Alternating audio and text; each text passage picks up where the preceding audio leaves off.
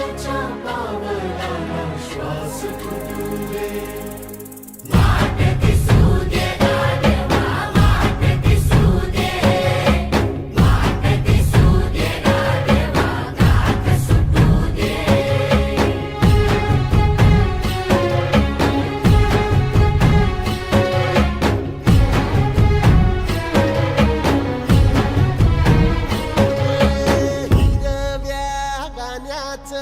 दान दिलं त्यानं वसाडाचं रान झालं जी.